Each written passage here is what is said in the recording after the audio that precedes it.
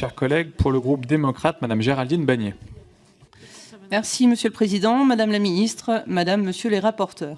Concernant les missions sport, jeunesse et vie associative que nous étudions présentement, on ne peut que relever l'inquiétude des acteurs conséquemment aux baisses des crédits envisagées du fait du contexte budgétaire.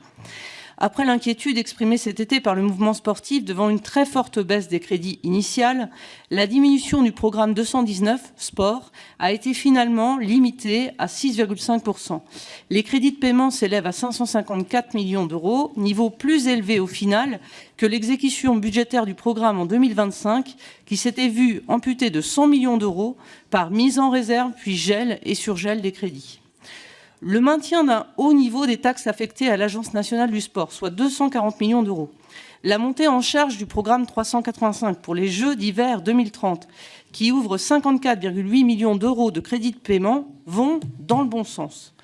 Toutefois, sur l'objectif d'une pratique sportive du plus grand nombre, et dans la suite du sport Grande Cause Nationale 2024, on ne peut que s'interroger sur l'exclusion notable des 6-13 ans du passeport.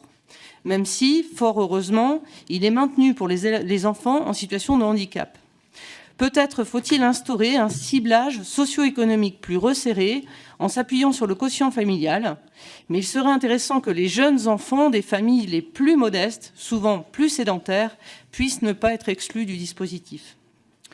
D'autres points d'inquiétude concernent la suppression de 26 cadres techniques sportifs, soit 13 équivalents temps plein, qui pourraient impacter les fédérations, tant sur le haut niveau que sur le développement de la pratique sportive. Vous avez rappelé tout à l'heure qu'il s'agissait de départs non remplacés. C'est une bonne nouvelle. Concernant les crédits jeunesse et vie associative, la coupe budgétaire envisagée sur les services civiques, avec une ambition en 2026 de 110 000 services civiques contre 135 000 financés dans le budget 2025, fait craindre pareillement un impact sur l'animation et l'accueil des pratiquants au sein des clubs fédérés. Pour rappel, 12 500 services civiques sont déployés chaque année dans le secteur du sport.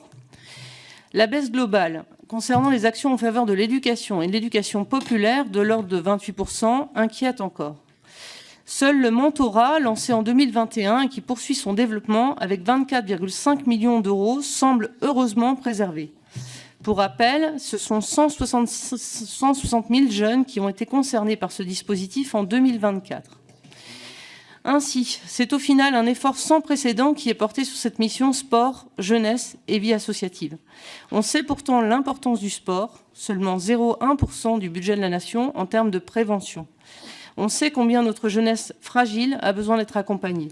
On ne peut qu'espérer que les débats pourront infléchir positivement certaines des lignes afin que ne soit pas négligé, dans le contexte qu'on connaît, l'objectif d'un vivre ensemble renforcé.